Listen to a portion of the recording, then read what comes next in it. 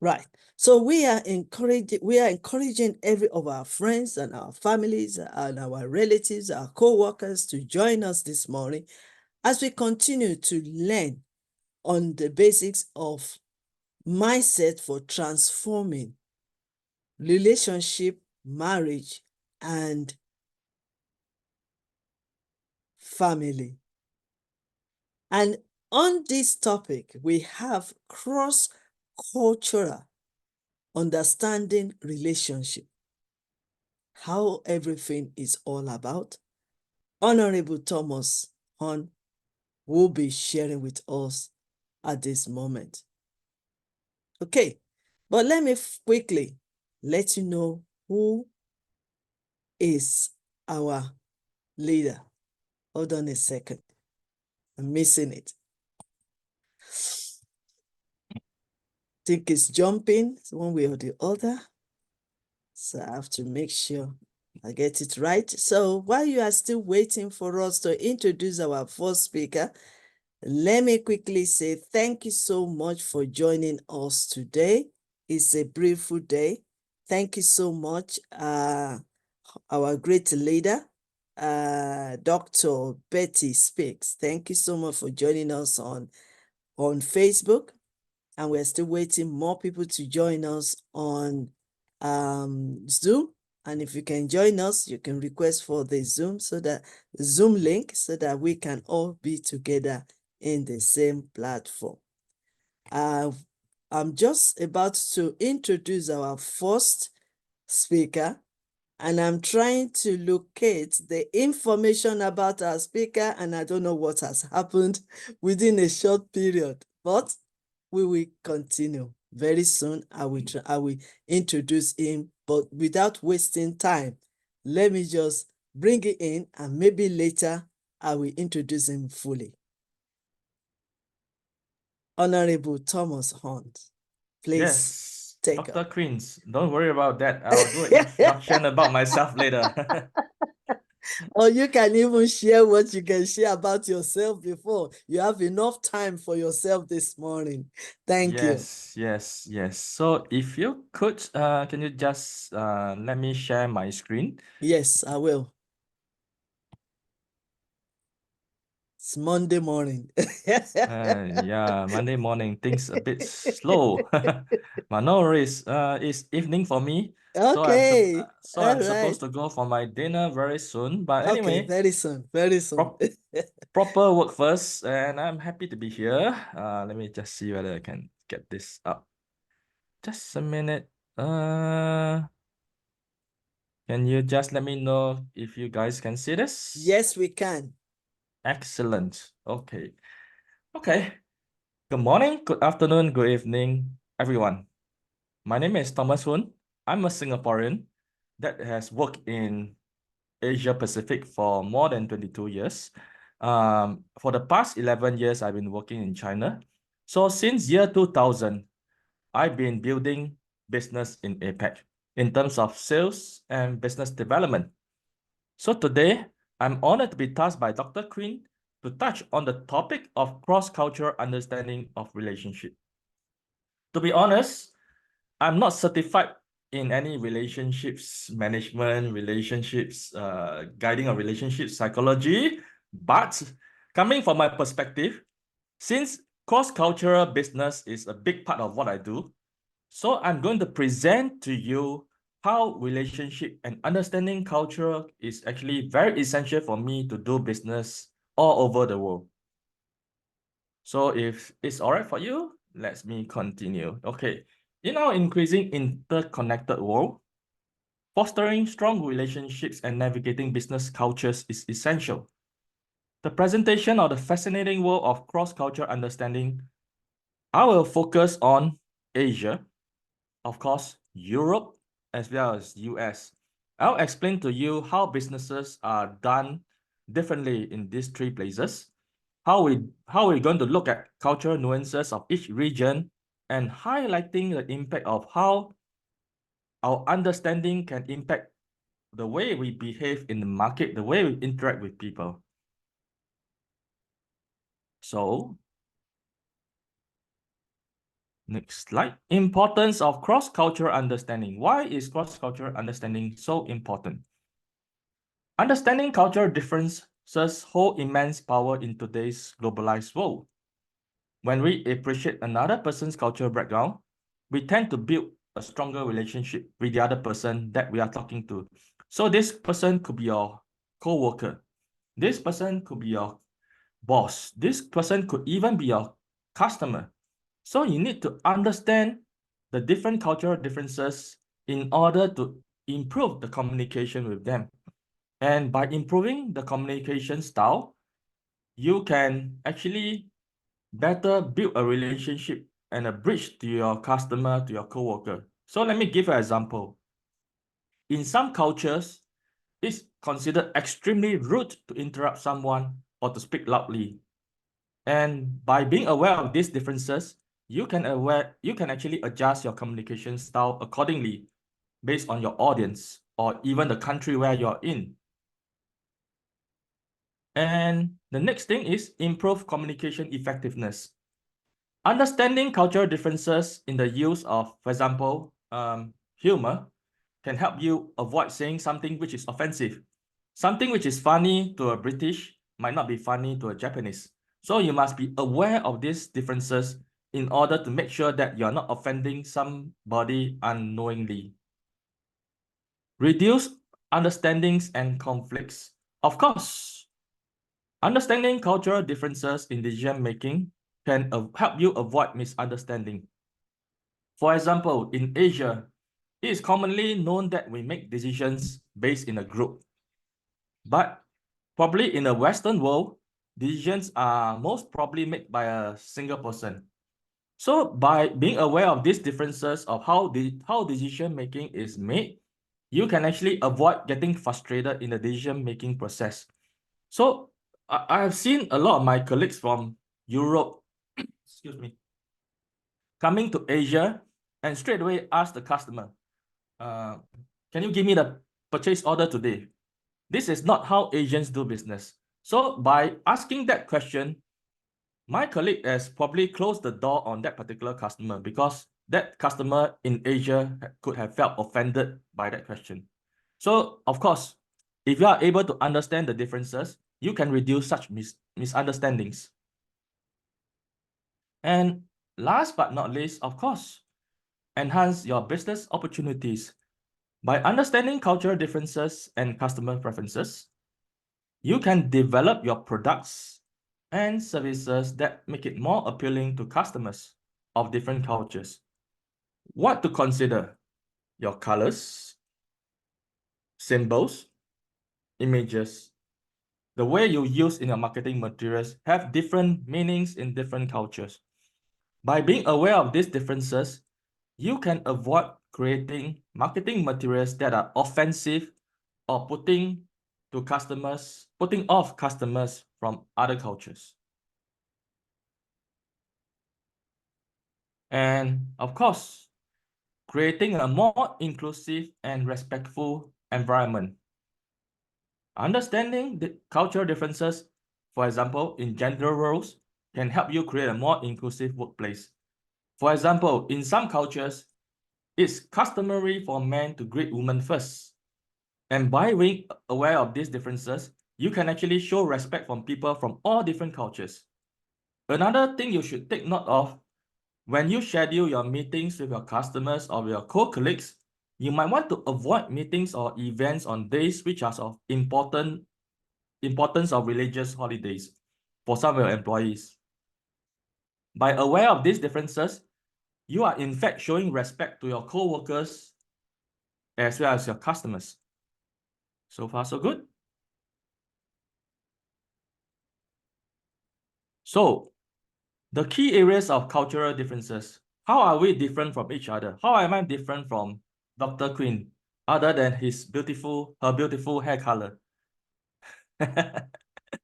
Communication styles. Direct versus indirect communication styles. People from certain cultures are more direct in their communication, while people from, for example, Asia are more indirect. So for a direct culture, people might say no directly if they disagree something. But in Asia, we tend to be more respectful. We'll just smile when, even though in our mind we are thinking of no. We'll probably just smile and just consider whether we want to say no to the person or not. So that's how the difference between Asians and as compared to probably a European. Relationship building, the importance of personal connections and building trust. Why is this important? It's because in Asia, doing business is all about building that relationships. It's not about going into the business meeting straight away and telling a customer, hey, I got a AAA product. I got a world-class product. Please buy from me. That's not how we do business in Asia. How we do business in Asia is, let's be friends. And if you like to buy my thing one day, I'm more than happy to sell you. That's how we do business in Asia. And emphasis on hierarchy. Why is this important? In Asia, there's a strong emphasis on hierarchy, and people communicate differently with superiors and subordinates. For example, in a culture that has a strong emphasis on hierarchy, you might use a more formal language when speaking to a superior. I still remember the days when I was working for a Japanese company. Someone who is very senior, probably 40s and 50s, I'm still in my 20s, suddenly press the lift for me and say, sir, please come in. My understanding of Japanese culture is the older you are, the older you look, you are more respected. But the person actually clarified to me and say, no, it doesn't work like that because you're actually holding an important position in the company. So even though I'm more senior than you in terms of age, I still have to be respectful to you. That's how Asian cultures or Japanese cultures are. And of course, the building of trust, the pace of building trust can vary from culture to culture. In the Western world, trust is built quickly, while in others, trust takes time. And last, but the next point is individualistic versus consensus decision making. Like I mentioned earlier, in Asia, we tend to be making decisions based on consensus, while in the Western world, it's more individualized. So such information actually affect the way that meetings are conducted. Sometimes you probably feel frustrated that you actually think that you can get a quick yes from a customer, but in fact, even though they are smiling at you, they are probably thinking, I still need to go back and consult and get everybody's agreement before I feedback to you and say yes. Non-verbal communication. Non-verbal communication can vary from culture to culture. For example, in some cultures, it's considered rude to make direct eye contact, as for opposed to other cultures. So in Asia, we try not to make direct eye contact. It's not that you're not attractive.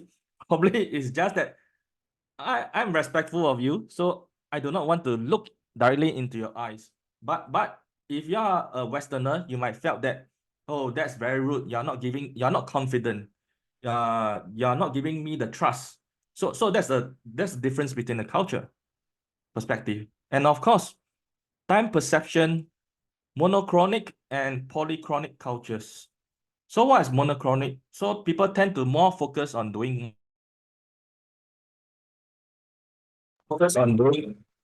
multiple things at the same time. So this can affect things like scheduling of meetings and deadlines. So by understanding these key areas of cultural difference, you can avoid misunderstanding and build stronger relationship with people from different cultures. So I have 3 slides in which I'm going to divide the world into 3 parts: Asia, Europe, and America, US. So I will try to highlight the difference between how each group is and how business are conducted by each particular group. Please feel free to stop me if you have any questions. So cultural nuances in Asia. Asia is a region that has captured my heart over the years because primarily I'm born here. I'm born in Singapore. from the majestic Taj Mahal to the Great Wall of China, is where history, culture, and natural beauty come together in an unforgettable way. Throughout my travels in Asia, I'm struck by the warm hospitality and generosity of Asian people. That's how we are. And however, there are some important cultural differences to keep in mind when traveling or doing businesses in Asia. And just for information, in Asia, there's 59 countries, 2,000 over languages being spoken. And English is just one of them, one of the spoken languages. So what are the key difference of an Asian as compared to the rest of the people from the rest of the world? We are very collective because we realize the importance of making decisions as a group rather than focusing the needs of an individual. So people in a company are more than expected to cooperate and work together for the good of the team. For example, in a Japanese company, decisions are often made by consensus rather than a single person. This means that decision making being done that way takes a longer time for you to come to a decision and conclusion. Things are discussed over and over again before they come with a final conclusion. High context communication. What does that mean? In Asia, communication is often indirect and high context. This means that a lot of information is conveyed through nonverbal cues, such as facial expressions, body language, and sometimes even silence is means to communicate a message. So if you are doing business in Asia or you're traveling in Asia, you need to be aware of these nonverbal cues when communicating with the people there. So for example, in a Chinese context, China, when a person say no by shaking their heads and remain silent, this doesn't necessarily mean that they are rejecting your offer, but rather they are needing more time to consider it. So that's how the Chinese actually behaves. Respect for hierarchy and elders.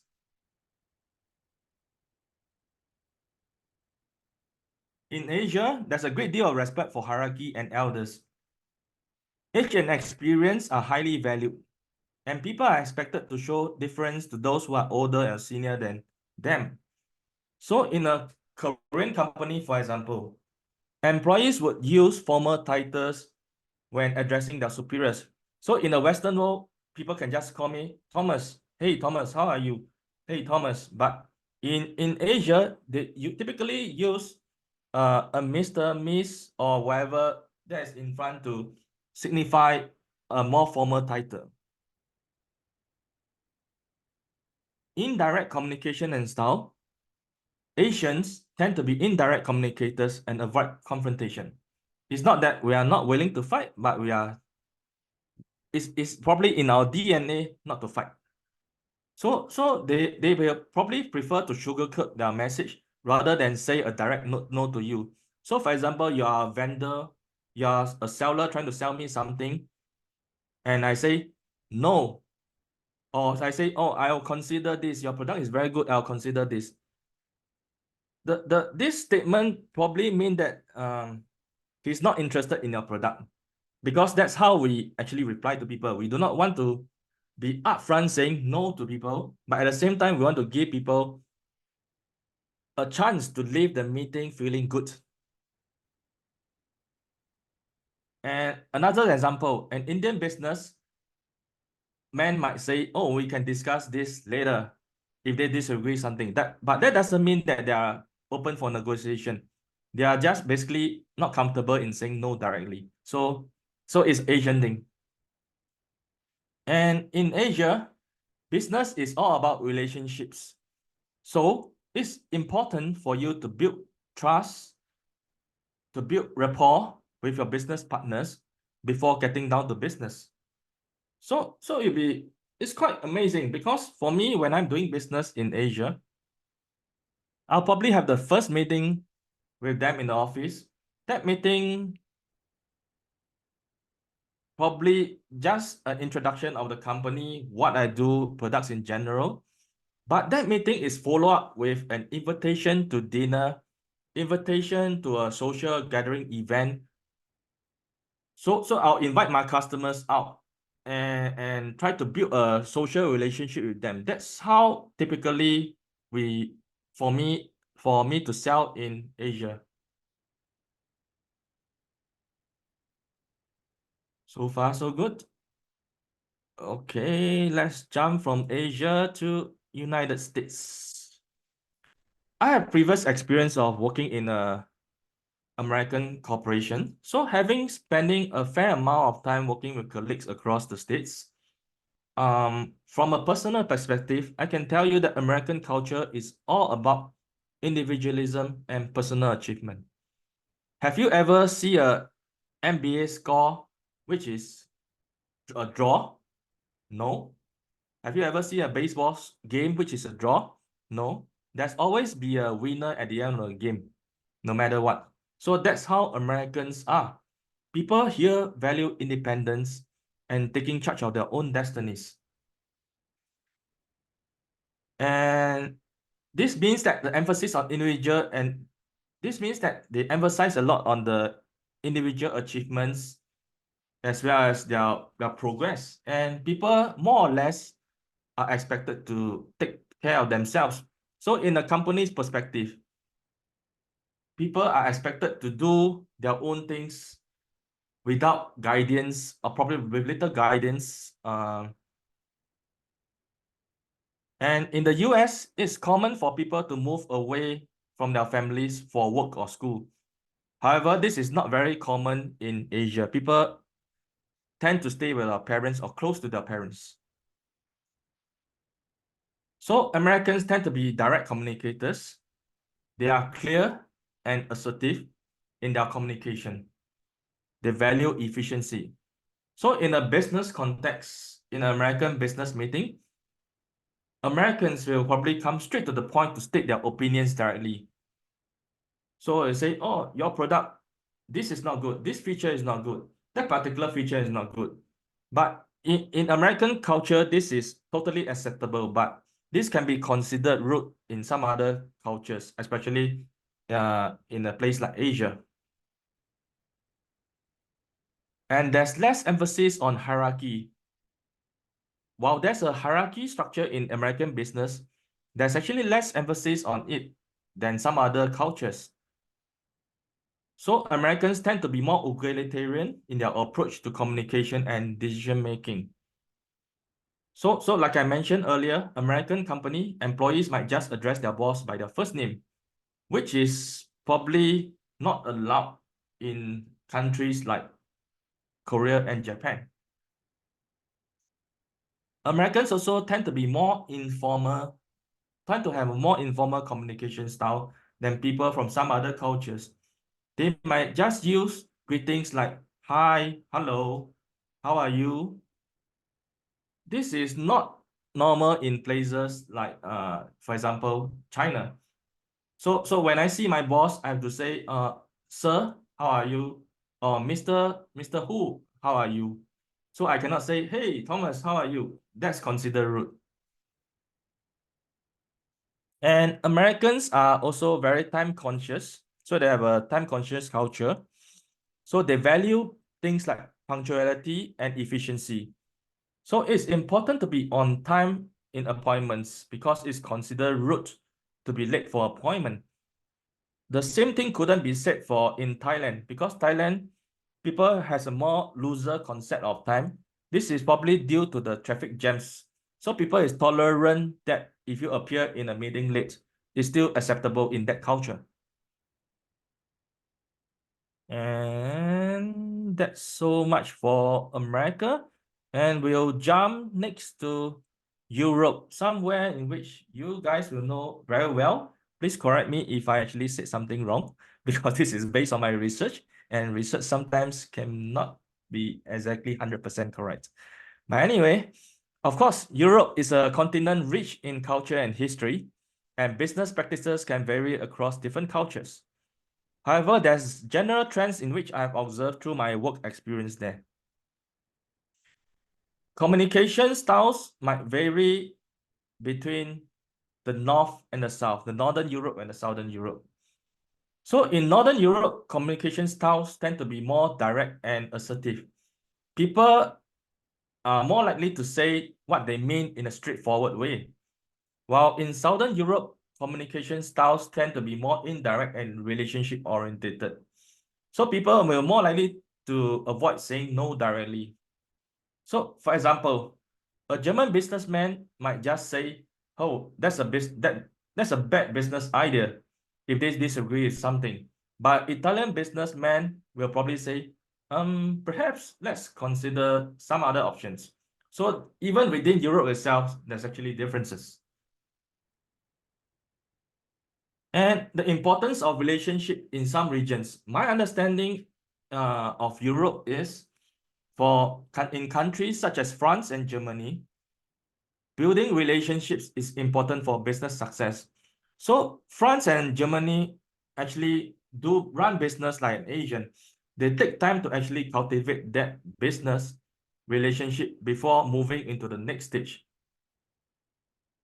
So it's very common for example, in France, to have lunch and dinner with business partners before discussing business.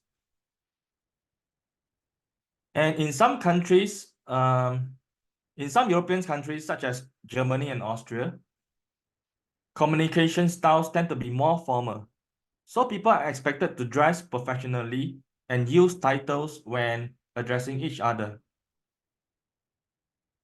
As for polychronic tendencies, in Southern Europe cultures such as Spain and Italy, is more polychronic approach to time. So people are more flexible with time deadlines, more comfortable with multitasking, as opposed to Northern European cultures, where a more monochronic approach to time. People are more likely to value punctuality and to focus on one task at a time. So for example, in Spain, it's common for people to be late for meetings, but this shouldn't be taken as a sign of disrespect, but it's more of just their culture, their more relaxed attitude towards timing.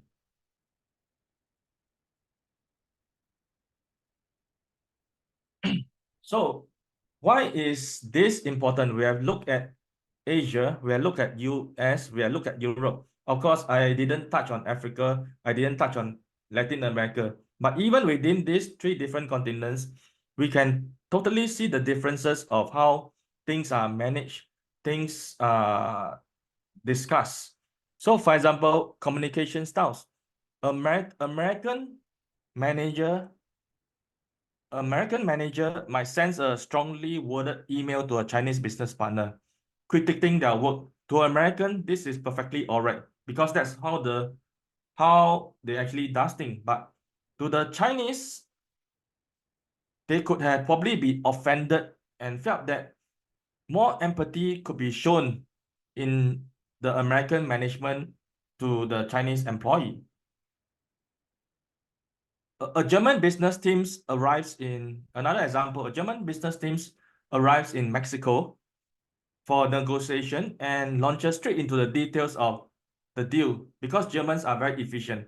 But unfortunately, the Mexican team might feel it's disrespectful to discuss this immediately because that's not how the way they do business. So in order to better accustom the team, the German team could have probably built a rapport with the Mexican team before taking some time to know them on a personal level and getting down to business. I also mentioned about decision making many times in my presentation. So American company, individualistic decision making expects a quick decision, while a Japanese company based on consensus on a business proposal.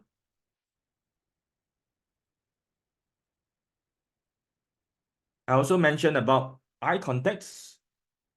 American businessmen probably like to have a direct eye contact with you, while an Arab businessman might avoid eye contact as a sign of respect. But to an American, this might interpret as a lack of respect. So it's a clash of culture again, we are looking here.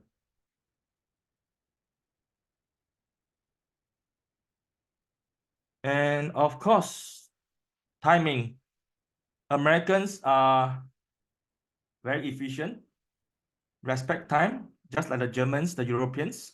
But this might not be the same. It's just like slide still on clash of culture, or you've It's moved still on? It's it's still still on okay. clash. Okay. Still on clash. I'm Okay. just giving examples.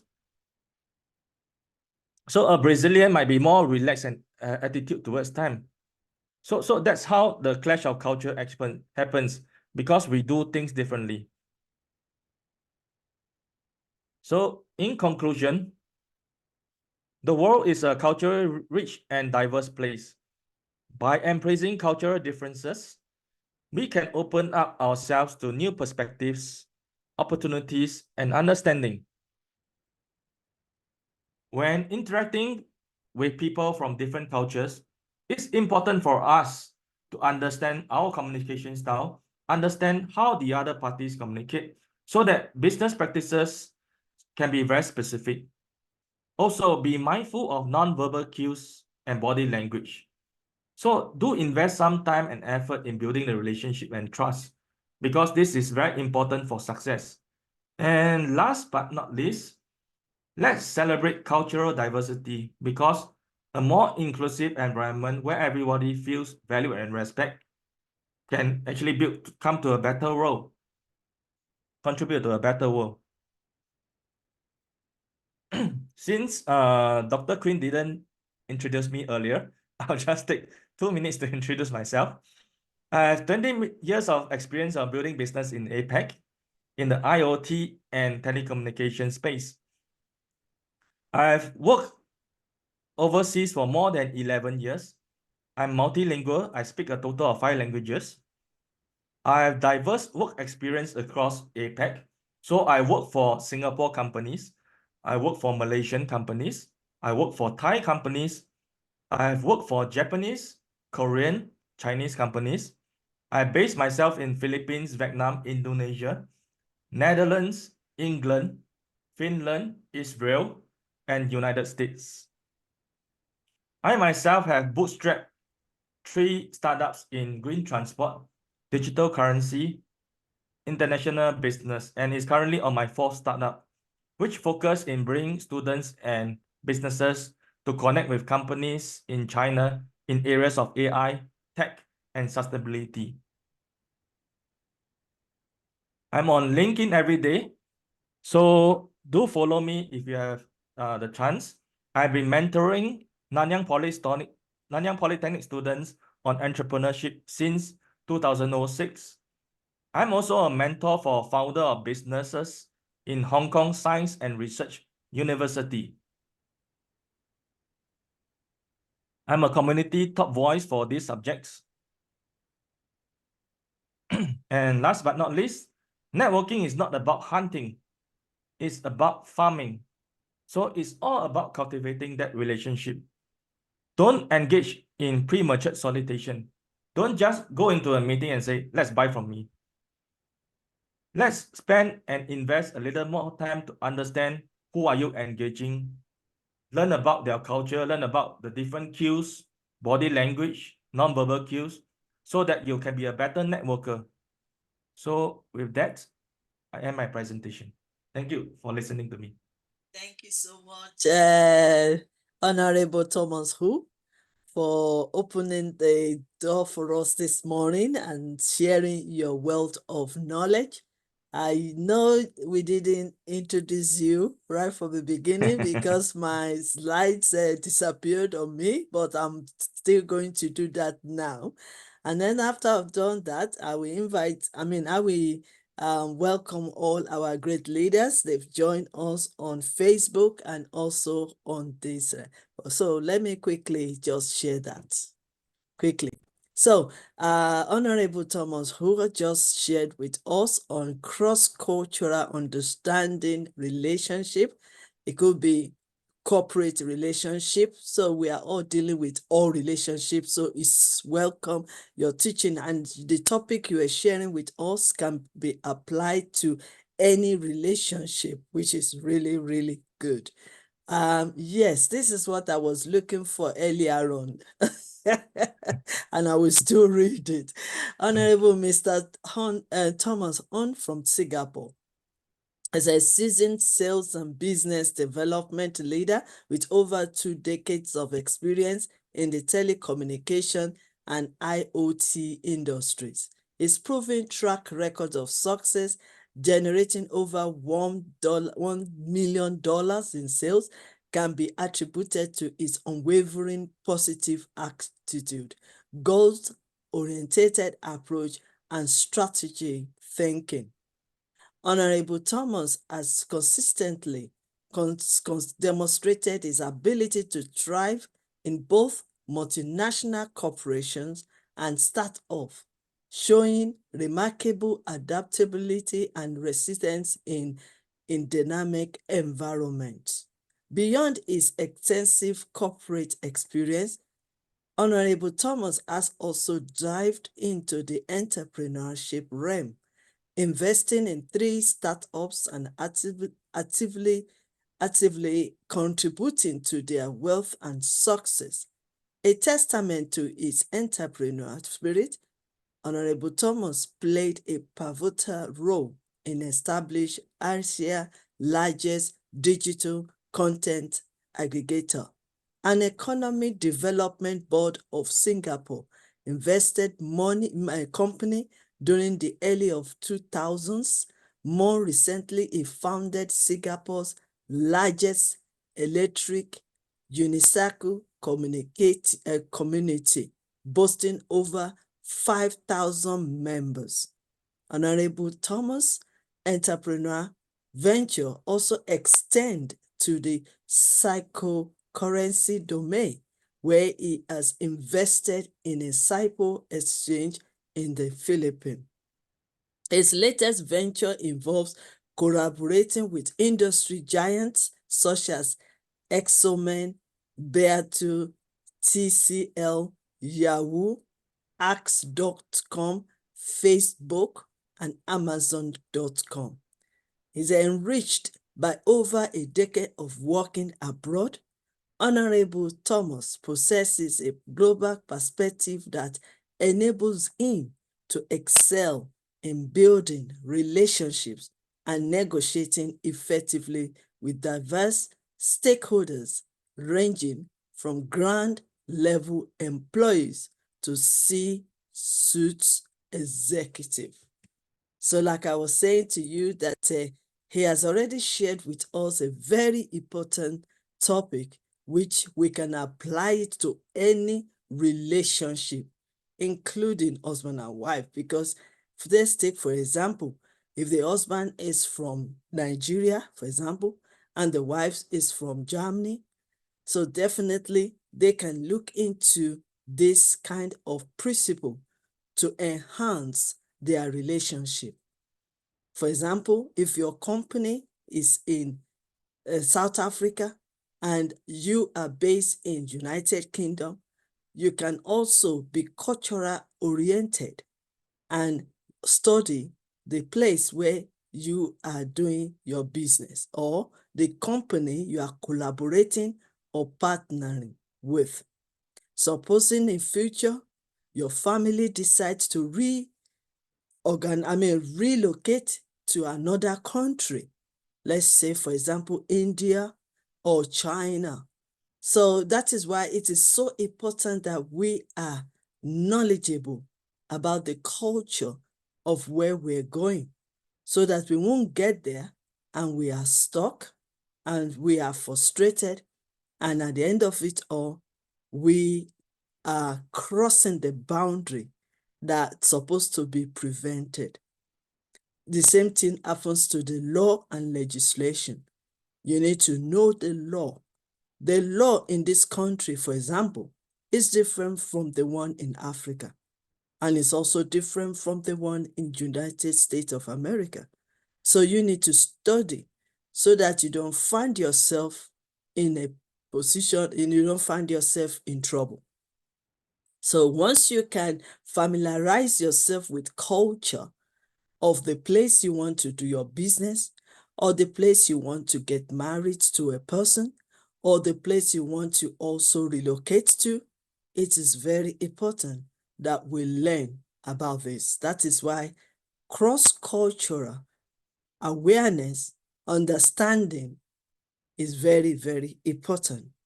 And on this note, I want to say thank you so much, Honorable Thomas Hoon from Singapore, for sharing this important topic. Now, I want to appreciate all our leaders on this platform of Zoom. We have Professor Dr. Ambassador Gaffer Tai Ola, the Vogue Media Academy from Nigeria. You're welcome, sir. We have my own personal assistant and secretary, Ambassador Lukman Nuruddin. You're welcome. We also have Dr. Sagar. I don't know if you can open your camera so that I know who Dr. Sagar is, so that we can welcome you properly. Across the social media, we have Honorable Dr. Ambassador Betty Speaks from America. Thank you so much, ma'am, for joining us this morning. We have Ambassador Rita Ilori, our great Facebook coordinator from Nigeria. Thank you, ma'am, for joining us today. We have Ambassador Christian Uzeri from Nigeria. Thank you for joining us today. And we have our friend from Croatia joining us today. Thank you so much. And many, many more. Okay, that will be joining us later. So I'm looking through any question for our speaker this morning. Please open your camera or type it on Facebook. Please ask him questions. If you want me to ask, I can mention your name. Professor Dr. Ambassador Gaffer, do you have any question for our speaker?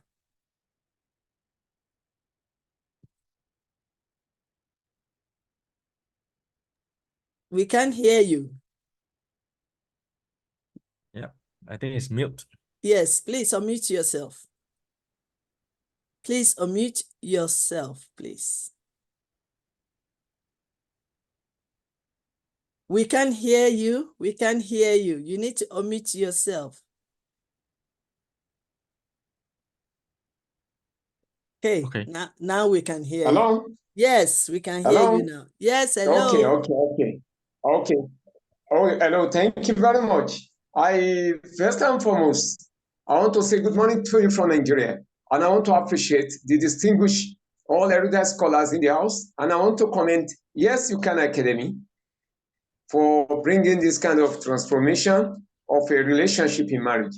But the question I want to ask our erudite scholar that I just finished, because I'm joining in at the late time, but notwithstanding, I can grab some points.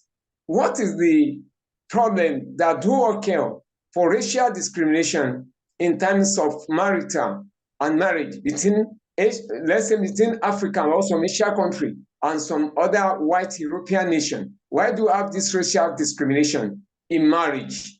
That's just my question. Is there anything is there anything crime to the black and white? Thank you very much.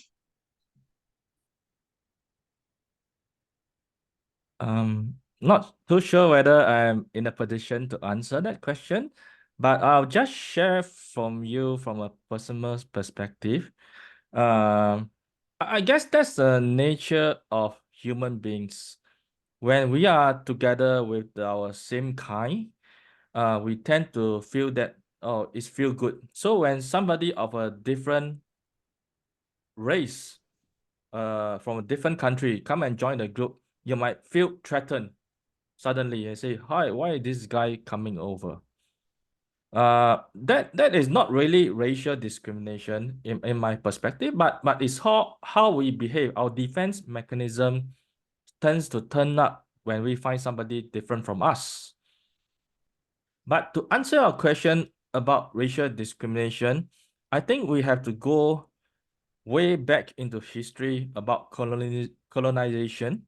which I think probably today is not a good time to talk about it, because this is definitely a few hundred years of history, which couldn't be compiled into that. But other than that, from a personal perspective, yes, racial discrimination happens all over the world. Not just in Europe, even in places like Asia. Probably an African might be discriminated in a Asian country, for example. So I think there's a lot of things can be done in order to improve that. First of all, we should take away the belief that we are superior, because we are definitely not. God made everybody the same. So we shouldn't be a feeling because of my color, because of my position, I'm better than the other party. And we must be, our mind must be open to accept differences. So I've actually explained that I've actually worked in many countries. My experience in many countries actually allow me to integrate easily to any organization, any country, any society, because I have an open mindset. I know that people are differences, and I do not insist that people do it my way because I think that this is the right way. I would always listen to what the other party has to say, and to see whether we can actually come to a common ground to come up with a better solution. So that's how I am. I hope I have answered part of your question, if that's okay. Yeah, that is perfectly Thank you okay. very much. All Thank you right. very much, Professor. Thank you very much. God bless you. Very Thank you. satisfaction. Thank you. Thank you so much.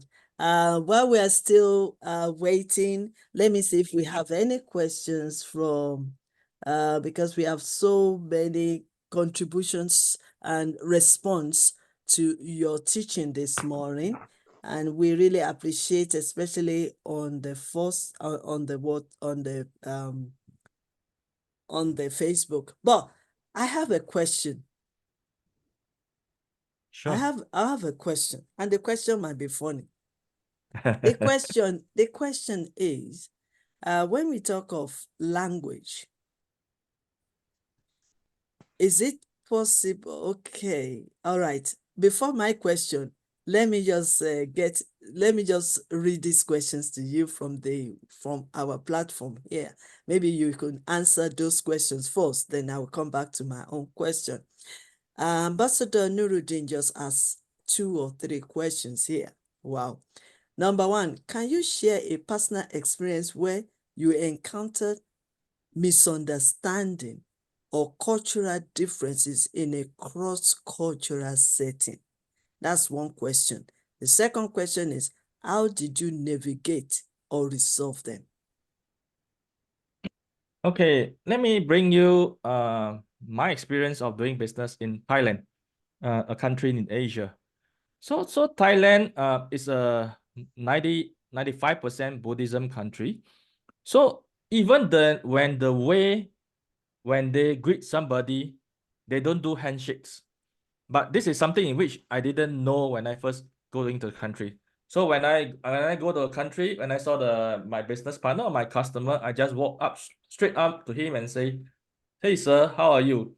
Then I was taken aback when actually they do these hand claps and say, "Hello, how are you?" So that's how they do greetings, how they actually greet your customer, how they greet each other. So I wasn't aware of that. So when I go to Philippines, trying to be smart, that thinking I know the whole world, I started going around saying, "Hey, how are you? How are you?" Then people was thinking, "Hey, this guy must be crazy," because in Philippines, because it was previously colonized by Spain. So when they actually greet each other, they actually do cheek kissing. Okay, so that's the difference. You can see a difference even within Asia itself. There's so much difference between two countries. So that's first part of the question. So that's the misunderstanding I have. And how do I navigate it? In life, to navigate any challenges, to navigate anything that we don't understand, you need to actually learn more about it. So if you are moving into a new country, try to find out more about the cultural practices. Try to speak a little bit of their local lingua. You need not speak eloquently, but at least learn simple words like hello, how are you in that local language. So that will actually give you a head start that, hey, this person coming to our country is trying his best to know us. Maybe perhaps we should be open to this particular person.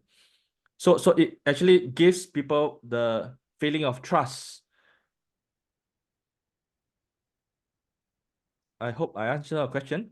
Yes, yes. Lukman? Yes, yes. Thanks very much, sir. Yes, it's very educated. Thank you. Thank you. Thank you so much, Honorable Thomas, for sharing your wonderful, educative presentation with us this morning. We really appreciate that. Thank you so much. Thank You you. can still wait around because maybe later people can send their questions. I don't know your schedule of your time this evening, but if you have to go, we can't stop you, sir. But we really appreciate your contribution this morning, and you are still coming back. You still have about 5 sections with us for the rest of this month. So this is just the first one. And we want to say thank you so much, even when you are in the midst of bereavement of the loss of your father. We still send our greetings, our prayers and condolence as you grieve at this moment. And we pray that God will comfort you, will lift you up, and also be with the rest of the family. Thank you so much, sir. Thank you. We appreciate that. Okay, now we need to move on to our next. Thank you so much, Professor Ravenda Rena from South Africa, for joining us this morning. We really appreciate you. I know we've been texting each other for the past few minutes. Eventually, you are here now. I know you travel, and we caught, probably you are on your way somewhere else again, because you just arrived from, you just come back from, Russia, and now you are in South Africa. Only God knows where you'll be going from there. But we are opportuned and blessed to be having you around regularly, and we do not take your time for granted. So thank you. So Ambassador Honorable Thomas Hoon from Singapore just shared with us, and the topic was really very important, which is the cross-cultural, which we all need it, especially in terms of our relationship with business to business, especially you yourself, sir, that you are traveling. I'm sure you can resonate with that there will be culture different from India to Russia, from Russia to, there will always be differences. So, and that is what our amazing Honorable Thomas has shared with us this morning. So you can watch the video later. Okay, we are moving on. Let me use this time to welcome Dr. Stephen Cameron. Thank you so much for joining us this morning. And also thank you, Y.Y.C.I. Thank you for joining us. We appreciate Ambassador Ilori, your comments. We appreciate even Honorable Dr. Betty Speak for comment on this Facebook as well. And we appreciate the questions from Ambassador Lukman. Thank you so much. Right, we want to move on now to start sharing our second speaker. Professor Dr. Ravinda Rena, I believe I'm doing that. Okay. Professor Dr. Ravinda Rena. Prof, sorry, do you want to break the session and maybe you stop recording and start recording afresh? I've done that. Oh, didn't I do that? Let me see. I thought I've done that. That's how I was checking. Okay, hold on a second. Let me check. Thank you for reminding me. That's why